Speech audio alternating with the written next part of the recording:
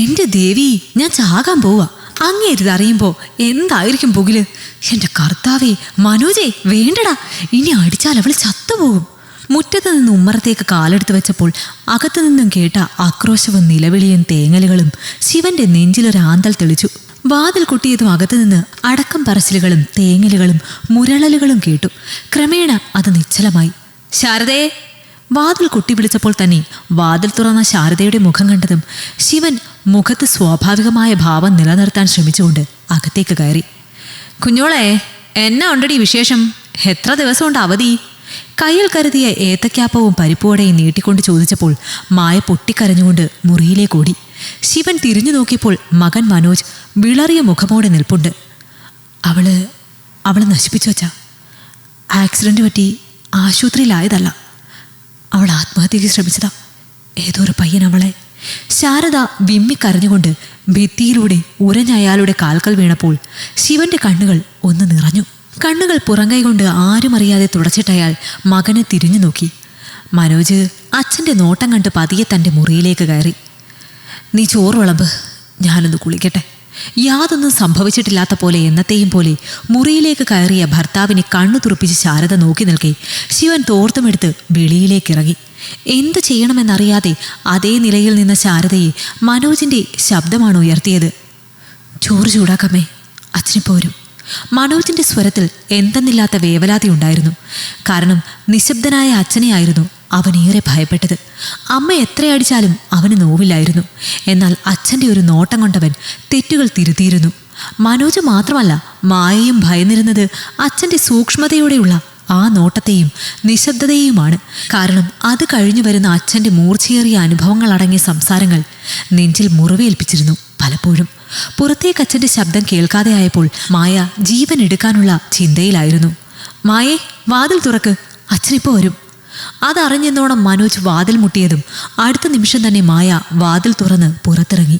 വീർത്ത് കെട്ടി ഘനീഭവിക്കുന്ന മുഖത്തോടെയാണെങ്കിലും ഇടയ്ക്ക് ഒഴുകിയിറങ്ങുന്ന കണ്ണുനീർത്തുള്ളികളെ കൈത്തണ്ട കൊണ്ട് തുടച്ച് മായ അടുക്കളയിൽ അമ്മ ചൂടാക്കി വെച്ച ചോറും കറികളും ഒന്നൊന്നായി ഊണുമേശയിൽ നിരത്തി. കുളിച്ച് തോർത്തും ഉടുത്തുകൊണ്ട് ഇറയത്തേക്ക് കയറിയ അച്ഛൻ്റെ കയ്യിലേക്ക് മനോജ് കൈലിയും നനയാത്ത തോർത്തും നീട്ടി ഹാളിലേക്ക് മടങ്ങി. എന്നത്തെയും പോലെ ഒരു ദിനം. പക്ഷേ അകമേ കാർമേഘങ്ങൾ ഉരുണ്ടുകൂടി പെയ്യാറായിരുന്നു. പരിപ്പുവടയുണ്ടടി പൊതിയിൽ.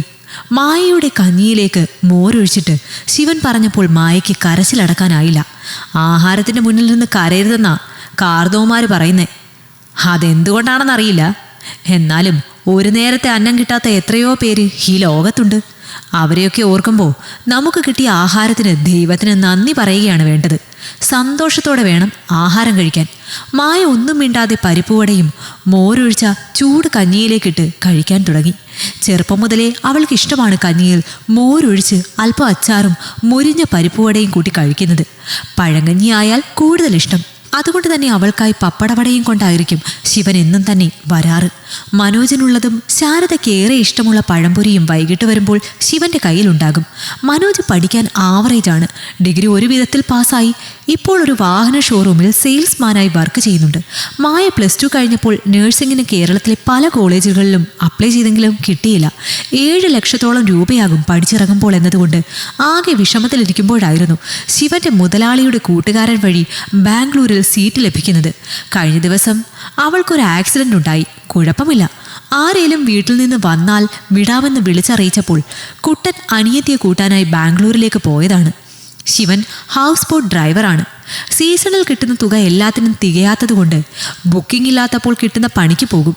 മനോജിനും ചെറിയ വരുമാനം ആയപ്പോഴാണ് തെല്ലൊരാശ്വാസമായത്. കയർ ഫാക്ടറിയിൽ ജോലിയുണ്ടായിരുന്ന ശാരദ ശാരീരിക പ്രശ്നങ്ങളാൽ ജോലി വേണ്ട എന്ന് വെച്ചിരുന്നു. മക്കളെ, ഊണ് കഴിഞ്ഞ് അവസാന പാത്രവും കഴുകി വെക്കുമ്പോഴാണ് ശിവന്റെ വിളി. മായയുടെ ഉള്ളിൽ നിന്നൊരാന്തലുണ്ടായി. ശാരദ കണ്ണു നിറച്ചുകൊണ്ട് മകളെ നോക്കി. മനോജ് തന്റെ മുറിയിൽ നിന്ന് ഒരു നിമിഷം കൊണ്ട് ഉമ്മറത്തെ അരപ്രൈസിൽ ഇരുപ്പുറപ്പിച്ചിരുന്നു. ഊണ് കഴിഞ്ഞ് അരപ്രൈസിൽ എല്ലാവരോടും ഒത്തിരിക്കുമ്പോഴാണ് ശിവൻ എല്ലായ്പ്പോഴും മനസ്സ് തുറക്കാറുള്ളത്. മക്കളും അങ്ങനെ തന്നെ. എത്ര വലിയ പ്രശ്നങ്ങളാണെങ്കിലും ഉറങ്ങാനായി എഴുന്നേറ്റ് അവിടെ നിന്നും പോകുമ്പോൾ അപ്പൂപ്പൻ താടി പോലെ ഭാരമില്ലാത്ത മനസ്സായിരിക്കും അച്ഛനോടൊപ്പമുള്ള സംസാരത്തിനൊടുവിൽ അവർക്ക്. ചോക്ലേറ്റാ, ഇറ്റലിക്കാരായിരുന്നു ഇന്ന് ഗസ്റ്റ്. അമ്മയും മക്കളും കൂടെ അരപ്രൈസിൽ വന്നിരിക്കുമ്പോൾ ശിവൻ വിദേശ നിർമ്മിത മിഠായി അവർക്ക് നേരെ നീട്ടി. അത് വാങ്ങി കവർ പൊട്ടിച്ച് വായിലിട്ടെങ്കിലും മധുരത്തിനേക്കാൾ അവർക്കെന്തോ ചവർപ്പ് കലർന്നൊരു രുചിയായിരുന്നു അനുഭവപ്പെട്ടത്. പണ്ടൊരു രാത്രിയിൽ നല്ല മഴയുണ്ടായിരുന്നു. കായലിൽ നിന്ന് കടലിലേക്ക് കയറിയില്ലെങ്കിലും അടുത്തായാണ് ബോട്ട് നങ്കൂരം ഇട്ടിരുന്നത്. ജർമ്മനിയിൽ നിന്നുള്ള ഗസ്റ്റ് ആയിരുന്നു. ഞാൻ ശരിക്കും ഓർമ്മിക്കുന്നുണ്ട്. സാധാരണ രാത്രി സ്റ്റേ ആണെങ്കിൽ ഞാനും ജോമോനും ഒക്കെ തിരിച്ചു പോരും. അന്ന് നല്ല മഴയും വേലിയേറ്റ സാധ്യതയും കണ്ട് രാത്രി പോരണ്ടാന്ന് തീരുമാനിച്ചു. ഗസ്റ്റിനും ചെറിയ പേടി. അന്നേരം ആ കുഞ്ഞേട്ടൻ നിന്റെ അമ്മേനെ ആശുപത്രിയിലാക്കിയെന്ന് പറഞ്ഞ് വിളിക്കുന്നേ. കുട്ടൻ അവരുടെ കൂടെ ആശുപത്രിയിലുണ്ട്. എനിക്ക് പോരാനും പോരാതിരിക്കാനും വയ്യ. എൻ്റെ ടെൻഷൻ അറിഞ്ഞുകൊണ്ടാണോ എന്തോ ഗസ്റ്റ് ചോദിച്ചു എന്താ കാര്യമെന്ന്. കാര്യം പറഞ്ഞപ്പോൾ തനിക്ക് പോകേണ്ട ബോട്ട് മടക്കിക്കൊള്ളാൻ പറഞ്ഞു. ജെട്ടിക്കടുത്ത് വല്ലതും ഇട്ടാൽ മതിയെന്ന്. എനിക്കുണ്ടായ സന്തോഷം. ഞാൻ ആശുപത്രിയിലെത്തുമ്പോൾ നീ ഉണ്ടായിക്കഴിഞ്ഞിരുന്നു. എനിക്ക് കയ്യിൽ മേടിക്കാൻ കഴിഞ്ഞിട്ടില്ല. കുഞ്ഞേട്ടൻ്റെ അമ്മ കുട്ടനെ മടിയിലിരുത്തി അവൻ്റെ കയ്യിലേക്ക് കുഞ്ഞോളെ നിന്നെ കൊടുത്തു. മായുണ്ടായ ആ ദിവസം മനസ്സിൽ ഓർത്തെടുത്തുകൊണ്ട് ശിവൻ സംസാരിച്ചു തുടങ്ങിയപ്പോൾ ശാരദ കണ്ണീരടക്കാൻ ശ്രമിച്ചെങ്കിലും നടന്നില്ല. മനോജ് ഒലിച്ചിറങ്ങിയ ഈറ തുടച്ചിട്ട് അച്ഛനെ നിർനിമേഷനായി നോക്കിയിരുന്നു. മായയുടെ വായിലൂടെയും കണ്ണിലൂടെയും ഈറ ഒഴുകി തുണി നനച്ചിരിക്കുന്നു. വായടയ്ക്കാൻ പോലും ആവാതെ ശ്വാസം കിട്ടാതെ അവൾ വേവലാതിപ്പെട്ടപ്പോൾ മനോജ് അവളെ നെഞ്ചിലേക്ക് ചായച്ച് മുടിയിലൂടെ കൈയോടിച്ചു. അന്നു മുതൽ ഞങ്ങളും ഇവനും നിന്നെ ജീവനെ പോലെയാ കൊണ്ട് നടക്കുന്നേ. ആ നീയാണ്. ശിവനൊന്ന് നിർത്തി മായ നോക്കി. അവൾ തലച്ചുകൊണ്ട് മനോജിൻ്റെ തോളിൽ മുഖം അമർത്തി കരഞ്ഞു. ഇങ്ങ് നോക്ക്. പൊടുന്നനെ മായ കരച്ചിൽ ഒരുവിധം അടക്കി അച്ഛനെ നോക്കി. അച്ഛൻ അധികം അടിച്ചിട്ടില്ല. നോട്ടം കൊണ്ട് തെറ്റിനെ തിരുത്തുന്ന അച്ഛൻ ഒരിക്കൽ കൈയോങ്ങിയത് വാശി പിടിച്ച് കരഞ്ഞതിനാണ്. ആവശ്യങ്ങൾ പറയാം, അതിന് വാശി പിടിക്കേണ്ട കാര്യമില്ല. മുഖമൊന്ന് ചുളിക്കാതെ, മുഖത്ത് വിരോധമോ പരിഭ്രാന്തിയോ സങ്കടമോ ഭാവിക്കാതെ തങ്ങൾക്ക് പറയാനുള്ള കാര്യങ്ങൾ മുഖത്ത് നോക്കി സംസാരിക്കണം എന്നായിരുന്നു അച്ഛൻ പഠിപ്പിച്ചിരുന്നത്. അച്ഛൻ 10ാം ക്ലാസ് വരെ പഠിച്ചിട്ടുള്ളൂ. ആഴമുള്ള കായലും കടലുമാണ് കരയേക്കാൾ കൂടുതൽ അച്ഛൻ്റെ ലോകം. പക്ഷേ ലോകത്തിൻ്റെ നാനാദിക്കുകളിൽ നിന്ന് വരുന്ന എൻ്റെ ഗസ്റ്റുകളിൽ നിന്ന് എനിക്ക് കിട്ടിയ കുറേ അറിവുകളുണ്ട്. അറിവുകളല്ല, ഈ ലോകത്തുള്ള പലതരം ആളുകളുടെ സ്വഭാവങ്ങൾ, വികാരങ്ങൾ.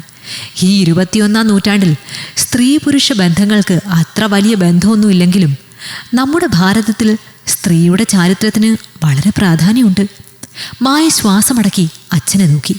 ശാരദയും മനോജും ഒട്ടൊരു ഭയത്തോടെ അയാളെയും മായയെയും മാറി മാറി നോക്കുന്നുണ്ടായിരുന്നു. എന്നാൽ അതിലും വലുത് ഒന്നുണ്ട്. നിങ്ങളെക്കാൾ ഉപരി ഞങ്ങൾ മാതാപിതാക്കൾക്കാകുമത് വലുത്. നിന്നെപ്പോലെയുള്ള മക്കളുടെ ജീവൻ. ശിവന്റെ കണ്ഠമിടറി. ഒരു നിമിഷം കൊണ്ട് അവസാനിപ്പിക്കാനായിരുന്നെങ്കിൽ അമ്മയുടെ ഉദരത്തിൽ നിന്ന് പുറത്തേക്ക് വരുന്ന പിഞ്ചു മുഖം കാണാൻ 10 മാസം കാത്തിരിക്കുന്നത് എന്തിനായിരുന്നു? പിച്ച വയ്ക്കുമ്പോൾ കാലിടറാതെ ചാടി പിടിച്ചിരുന്നത് കിണ്ണരിപ്പല്ല് മുളയ്ക്കുന്നത് കാണാൻ. അതുകൊണ്ടൊരു കടിയുമ്മ കിട്ടാൻ കൊതിച്ചത്. അരയിൽ പലഹാരപ്പൊതിയും കൊണ്ട് ഞങ്ങളെന്തിനാ വീട്ടിലേക്ക് വന്നിരുന്നത്? നിങ്ങളുടെ സന്തോഷം കാണാൻ, നിങ്ങളുടെ സ്നേഹം അനുഭവിക്കാൻ അല്ലേ? ആ സ്നേഹവും ലാളനയും ഒരു നിമിഷം കൊണ്ട് നീ മടക്കിത്തരാൻ നോക്കി. നിന്റെ ജീവിതം അവസാനിപ്പിച്ചുകൊണ്ടല്ലേ? അച്ഛാ. മായയുടെ ശബ്ദം പുറത്തേക്ക് വന്നില്ല. തന്നെ ഒരാൾ നശിപ്പിച്ചത് ഒന്നും ആ അച്ഛന് വിഷയമല്ല എന്ന് അവൾക്ക് തോന്നി. പകരം താൻ ജീവൻ ഒടുക്കാൻ ശ്രമിച്ചതായിരുന്നു അച്ഛനെ വേദനിപ്പിച്ചതെന്നറിഞ്ഞപ്പോഴാണ് അവളാകെ തളർന്നു പോയത്. കുട്ടാ, നീ എന്തിനാണ് അവളെ തല്ലിയത്? അതാണോ ഒരു ചേട്ടൻ്റെ കർത്തവ്യമെന്ന് നീ പഠിച്ചിട്ടുള്ളത്? നിനക്ക് എന്ത് അവകാശമാണ് തല്ലാനും കൊല്ലാനുള്ളത്? നീ തല്ലിക്കൊല്ലുന്നതും അവൾ ആത്മഹത്യ ചെയ്യുന്നതും തമ്മിൽ എന്ത് വ്യത്യാസമാണുള്ളത്? തല്ലാനും കൊല്ലാനും അല്ല ഞാൻ എൻ്റെ മക്കളെ വളർത്തിയത്. മാതാപിതാക്കൾക്കും സഹോദരങ്ങൾക്കും ശാസിക്കാനും നേർവഴിക്ക് നടത്താനും അധികാരമുണ്ട്. അതിൽ കൂടുതൽ ഒരാളുടെ മേൽ യാതൊരു അവകാശവുമില്ല. ഒരാളുടെ കൂട്ടുകെട്ടും അവരുടെ ജീവിതവുമൊക്കെ അവരവർ തന്നെയാണ് തീരുമാനിക്കേണ്ടത്. അതിനുള്ള സ്വാതന്ത്ര്യവും അവർക്കുണ്ട്. തെറ്റാണെങ്കിൽ തിരുത്താം എന്നല്ലാതെ നമ്മുടെ ആജ്ഞകൾ ആരുടെ മേലും അടിച്ചേൽപ്പിക്കാൻ നമുക്ക് അവകാശമില്ല. ഒരു പൗരൻ്റെ മൗലിക അവകാശങ്ങളിൽ പെടുന്നതാണ് ഇതെല്ലാം. നീ നിൻ്റെ ഫ്രണ്ട് മെറീനയുമായി നീ സിനിമയ്ക്ക് പോയിട്ടില്ലേ? ബീച്ചിലും പാർക്കിലും പോയിട്ടില്ലേ? അതെന്താ പരിശുദ്ധ പ്രണയമോ?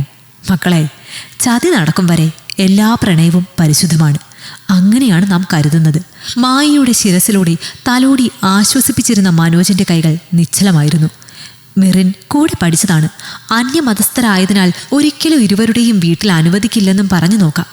എന്നാൽ വീട്ടുകാരെ വെറുപ്പിച്ച് തങ്ങൾക്കൊരു ജീവിതം വേണ്ടാന്നും ഇരുവരും ആലോചിച്ച് ഉറപ്പിച്ചിട്ടുണ്ടായിരുന്നു. നീ അവളെ വഞ്ചിച്ചിട്ടില്ലല്ലോ എന്നായിരിക്കും ഇപ്പോൾ നിന്റെ മനസ്സിൽ. ഇല്ലച്ചാ, രണ്ടുപേരുടെയും വീട്ടിൽ അനുവാദം തന്നില്ലെങ്കിൽ വിവാഹം കഴിക്കില്ലെന്ന് ഞങ്ങൾ തീരുമാനിച്ചിട്ടുണ്ട്. ഭ! ശിവൻ ക്രുദ്ധനായി കൈ ഓങ്ങിക്കൊണ്ട് ചാടി എണീറ്റു. മായ ഒരു നിമിഷം കൊണ്ട് തൻ്റെ വിഷമം മറന്ന് ഏട്ടൻ്റെ മുന്നിൽ അച്ഛന് വിലങ്ങായി നിന്നു. അച്ഛനെ ഇത്ര ക്രുദ്ധനായി ഇതുവരെ കണ്ടിട്ടില്ല. അങ്ങനെ ഒരു അനുവാദം കിട്ടില്ല എന്ന് തോന്നിയെങ്കിൽ നിങ്ങൾ എന്തിനാണ് പ്രണയിച്ചേ? നേരം പോകിനോ? വീട്ടുകാരുടെ അനുവാദം കിട്ടിയില്ലെങ്കിൽ വിവാഹം കഴിക്കില്ലെന്ന് രണ്ടാളും തീരുമാനിച്ചിട്ടുണ്ടെന്ന് പോലും. അതോടെ എല്ലാം കഴിഞ്ഞോ? നിങ്ങൾക്ക് വേണ്ടെന്ന് വെക്കാൻ എളുപ്പമാണ്. മനസ്സറിഞ്ഞൊരാളെ സ്നേഹിച്ചാൽ ജീവൻ പോകും വരെ അവരുടെ ഓർമ്മ മനസ്സിൽ നിന്ന് പോകുമെന്ന് കരുതുന്നുണ്ടോ? പക്ഷേ പിന്നീട് നിങ്ങളുടെ ജീവിതത്തിലേക്ക് വരുന്ന ഒരാളെ പൂർണ്ണ ഹൃദയത്തോടെ സംതൃപ്തിയോടെ സ്നേഹിക്കാമെന്ന് ഉറപ്പുണ്ടോ? എത്ര വിശാല മനസ്കനായാലും ഒരു താരതമ്യം ഉണ്ടാകും. എല്ലാത്തിനും വരാൻ പോകുന്ന പങ്കാളിയോടാണ് നിങ്ങൾ ചതി ചെയ്യുന്നത്, അല്ലാതെ സ്വന്തം മനസ്സിനോടോ ശരീരത്തിനോടോ അല്ല. ശിവൻ വീണ്ടും കസേരയിലിരുന്നപ്പോൾ ശാരദയുടെ ശ്വാസം ഒന്ന് നേരെ വീണു. പ്രണയം നല്ലതാണ്.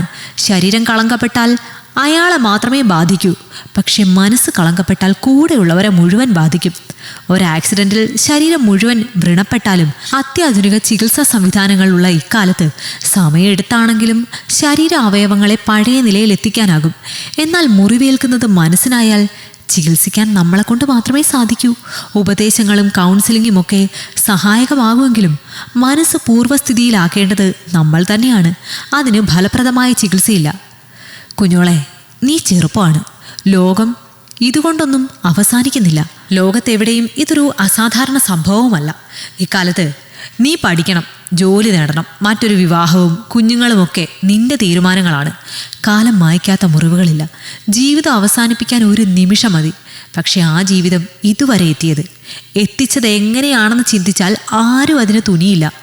മക്കളുടെ ചിരിയും കളിയും ലഭിച്ച സ്നേഹവും മുത്തങ്ങളും ഓർത്താൽ ഒരച്ഛനും അമ്മയും എന്ത് കാര്യത്തിനായാലും മക്കളെ ഒരു പരിധിയിൽ കവിഞ്ഞ് മനസ്സ് മുറിവേൽക്കും പോലെ സംസാരിക്കുകയില്ല. അത് നിനക്ക് മനസ്സിലാകണമെങ്കിൽ നീ ഒരമ്മയാകണം. ഇല്ലച്ചാ, എനിക്ക് ജീവിക്കണം. എനിക്ക് നിങ്ങളെയൊക്കെ വിട്ടു പോകാനാവില്ല.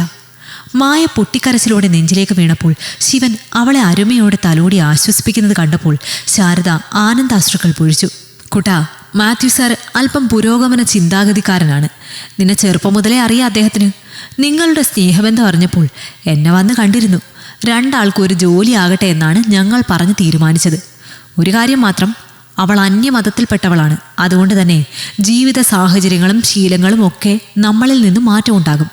വിശ്വാസങ്ങളുടെ പേരിൽ നിങ്ങൾ തമ്മിൽ അകൽച്ച ഉണ്ടാകരുത്. നിന്റെ വിശ്വാസങ്ങൾ പോലെ തന്നെ മൂല്യമേറിയതാണ് അവളുടേതും. അതുകൊണ്ട് അവളെയും നിങ്ങൾക്കുണ്ടാകുന്ന കുഞ്ഞുങ്ങളും മതവിശ്വാസങ്ങൾ അടിച്ചേൽപ്പിക്കരുത്.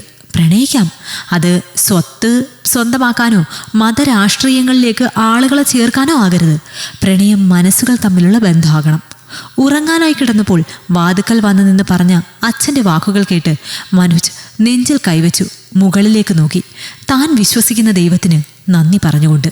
ഈ കഥ നിങ്ങൾക്കിഷ്ടമായെങ്കിൽ ലൈക്ക് ചെയ്യൂ. നിങ്ങളുടെ അഭിപ്രായങ്ങൾ കമന്റായി രേഖപ്പെടുത്തൂ. കൂടുതൽ കഥകൾ കേൾക്കാൻ ഈ ചാനൽ സബ്സ്ക്രൈബ് ചെയ്യൂ.